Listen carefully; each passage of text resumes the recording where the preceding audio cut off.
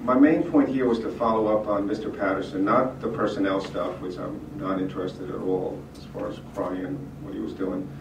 But I read through the emails and read a lot of stuff about, much more stuff than I really care to have read. But 3 questions just keep popping up, and they're not personnel put directly to Cryan. They're just general.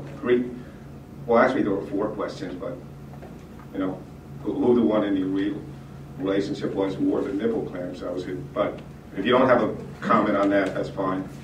My 3 main questions was, how does someone get 5% of the prosecutor staff trailing their ex, as it turned out, girlfriend, or whatever name you want to put on them? Is that a service that anybody in Union County can avail, or is there a certain, pecking order? Like, could any of you freeholders or department head, if you wanted to, if you happen to have someone you had kinky sex with a few years ago, trailed, could you do it? Mr. Barry, maybe that's a question you want to direct directly to the prosecutor's office. Okay? All right. So that might be a service that you may be able to talk to him about. Okay. All right. So is there just directly to the prosecutor, or do they have a special office for that? You go to the office of the prosecutor. Just him. All right. I'll try to get there. And this second question will probably be there too. Like, they followed Karen Golding on this one day and saw her going into Cryan's car. But, I kept thinking back and forth. They couldn't have just hit that one day. They might have been following her for months or years. That may be something that you may want to take up with their office if you have that information that they're following them and all. You may want to ask them what their process is. All right. Well, hopefully they'll be watching this, so they might get back to me. But the thing is, there was a stakeout for one day, but is it still going on? Is there I don't think they'd even tell me.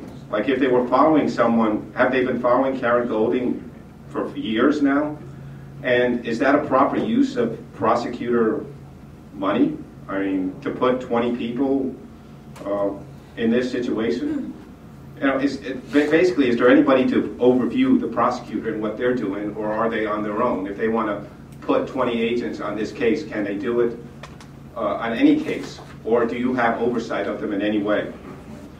The third question that keeps popping up is actually kind of personnel. It's personnel emails, because there was a case where, I don't remember the name, but there was this union guy who was using who sent out a personal email on union business.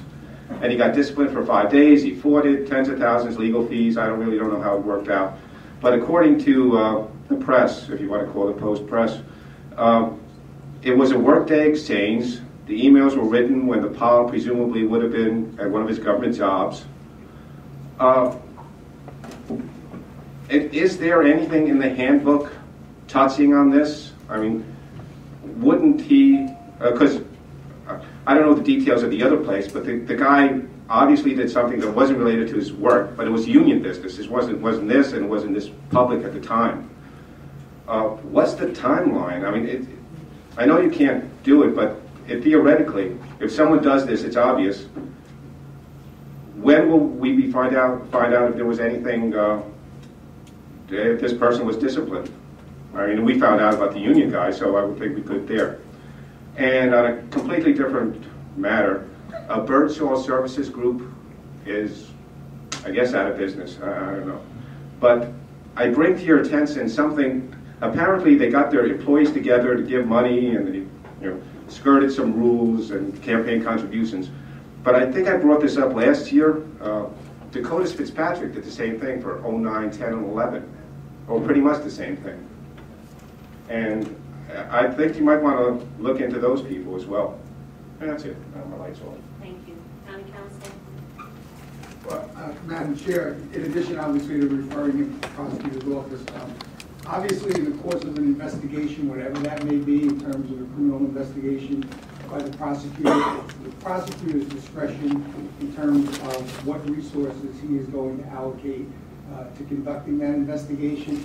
I know there have been a lot of statements made in the press, but I don't know that any of the statements just made are accurate in terms of the exact allocation of personnel, the number of personnel, how long any surveillances went on.